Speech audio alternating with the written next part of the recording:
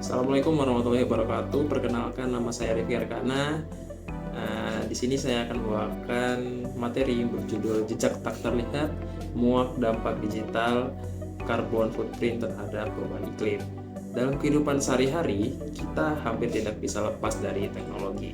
Kita menggunakan handphone, laptop, internet, media sosial, email, streaming video, video call, sampai menggunakan AI untuk membantu pekerjaan atau tugas. Selama ini, aktivitas digital sering dianggap bersih karena tidak terlihat menghasilkan sampah secara langsung. Namun, ternyata aktivitas digital tetap memiliki dampak terhadap lingkungan. Dampak inilah yang disebut digital carbon footprint atau jejak karbon digital. Disebut jejak tak terlihat karena emisinya tidak langsung tampak. Saat kita mengirim pesan atau menonton video, kita memang tidak melihat asap, tetapi di balik layar ada perangkat jaringan, server, dan pusat data yang bekerja menggunakan energi listrik.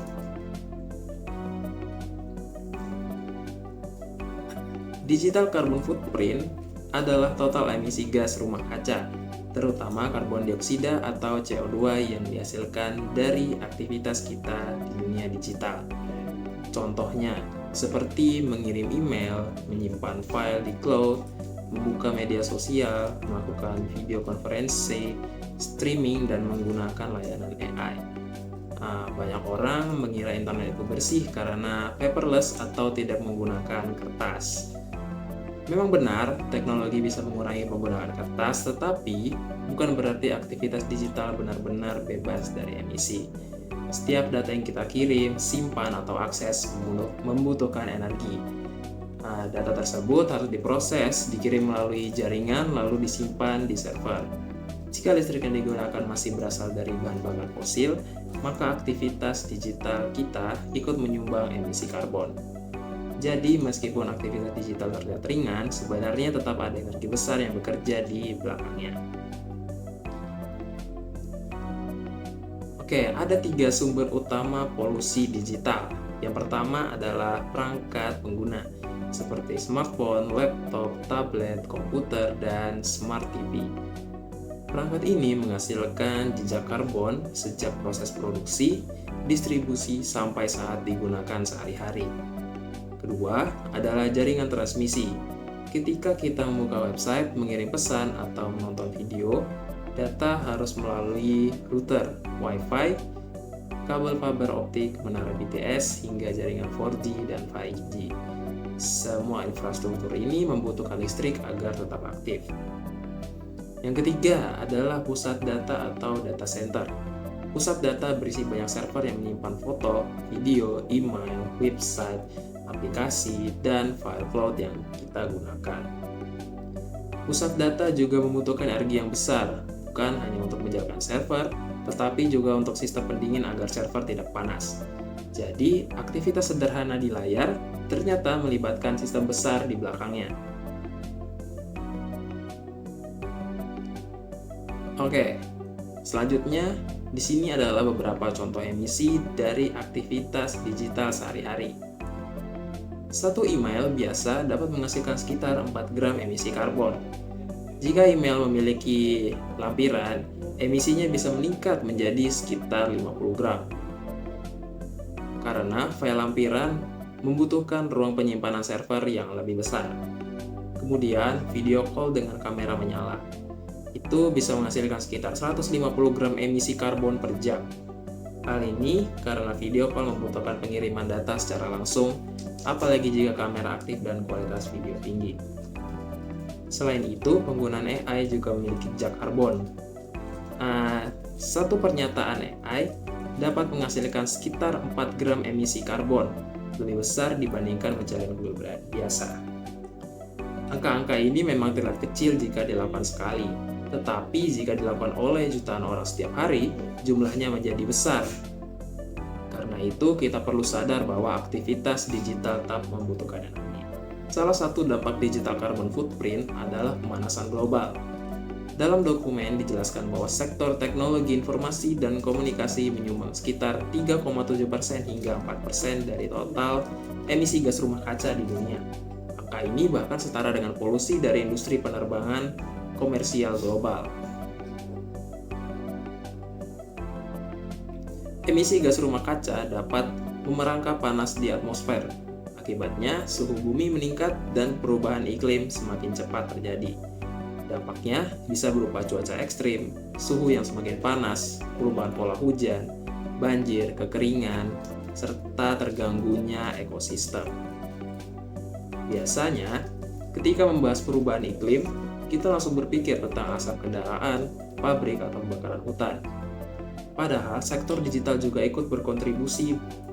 Maka dari itu, kebiasaan digital kita juga perlu diperhatikan.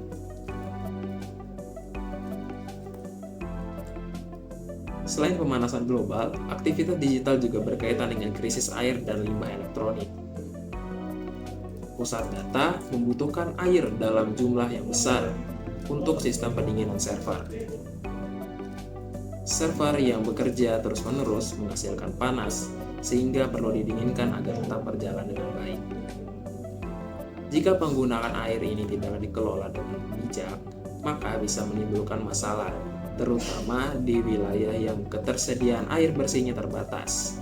Selain itu, ada juga masalah limbah elektronik atau e-waste.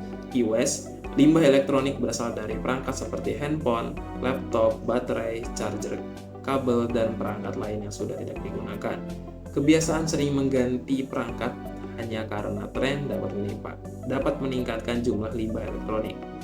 Padahal, limbah elektronik sulit diurai dan bisa mencemari tanah maupun air jika tidak dikelola dengan benar. Setelah membahas dampaknya, sekarang kita masuk ke solusi, yaitu digital sobriety. Digital sobriety adalah prinsip kesadaran untuk menggunakan teknologi internet secara efisien dan tidak berlebihan. Artinya, kita tetap boleh menggunakan teknologi, tapi dengan cara yang lebih bijak. Kita tidak harus berhenti menggunakan internet karena teknologi memang penting untuk belajar, bekerja, berkomunikasi, dan mencari informasi. Namun, kita bisa mulai mengurangi aktivitas digital yang tidak perlu. Misalnya, tidak menumpuk file yang tidak penting di cloud, tidak menyimpan email sampah terlalu lama, tidak streaming dengan kualitas tinggi jika tidak diperlukan, dan tidak mengganti perangkat terlalu cepat. Intinya, digital sobriety mengajak kita untuk menggunakan teknologi sesuai kebutuhan, bukan secara berlebihan.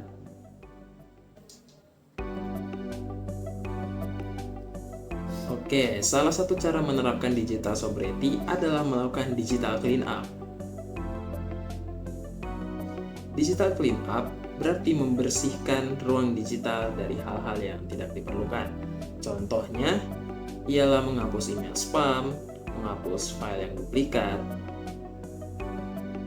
menghapus foto atau video yang tidak penting, serta berlangganan buletin promosi yang tidak pernah dibaca.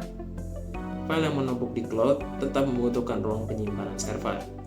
Jadi, semakin banyak data yang tidak penting yang disimpan, semakin besar pula beban penyimpanan yang harus dikelola. Selain itu, kita juga bisa lebih bijak saat streaming. Saat menonton video lewat handphone, kita tidak selalu membutuhkan kualitas 1080p atau 4K dan seterusnya. Kualitas 480 atau 720p seringkali membuat kita cukup nyaman untuk dilihat. Dengan menurunkan kualitas video sesuai kebutuhan, penggunaan data menjadi lebih kecil, dan energi yang digunakan jaringan serta server juga bisa lebih hemat. Nah, langkah selanjutnya ialah mematikan kamera saat rapat virtual jika tidak diwajibkan.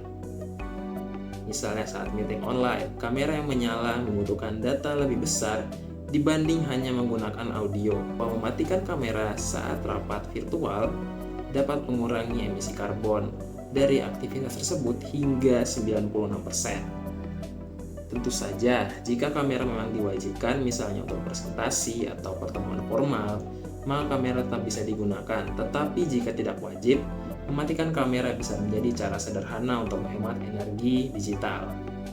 Selain itu, kita juga bisa menggunakan dark mode pada layar OLED atau AMOLED. Dark mode dapat membantu menghemat baterai, hingga 39%. Jika baterai lebih hemat, perangkat tidak perlu terlalu sering diisi daya. Kebiasaan kecil seperti ini terlihat sederhana, tetapi jika dilakukan oleh banyak orang, dampaknya bisa lebih terasa.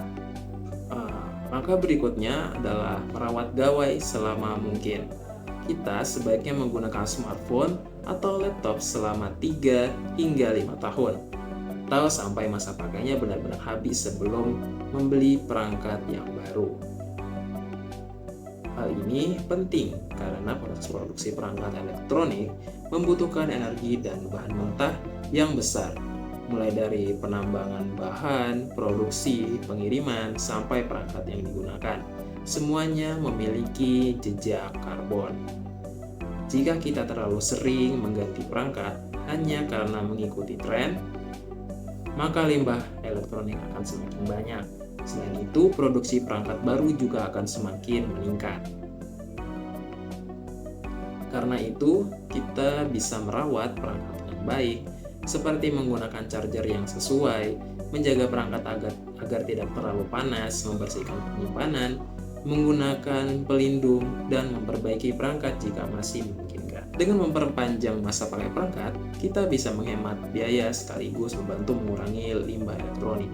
Sebagai kesimpulan, digital carbon footprint adalah jejak karbon yang berasal dari aktivitas digital kita. Jejak ini mungkin memang tidak terlihat secara langsung, tetapi tetap nyata karena melibatkan energi dari perangkat jaringan dan pusat data. Aktivitas seperti mengirim email, menyimpan file, streaming, video call, dan menggunakan AI ternyata tetap membutuhkan energi. Jika energi tersebut berasal dari bahan bakar fosil, maka aktivitas digital kita ikut menghasilkan emisi karbon.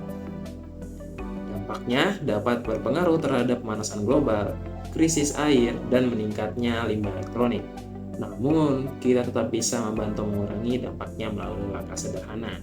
Contohnya melakukan digital clean up, menghapus email, dan file yang tidak penting. Bijak saat streaming, mematikan kamera saat meeting jika tidak diperlukan. Menggunakan dark mode dan merawat perangkat agar bisa digunakan lebih lama. Jadi, menjaga lingkungan tidak selalu harus dimulai dari hal besar. Kita bisa mulainya dari kebiasaan kecil dalam menggunakan teknologi sehari-hari. Sekian penjelasan dari saya. Mohon maaf apabila ada kekurangan dalam penyampaian. Wassalamualaikum warahmatullahi wabarakatuh.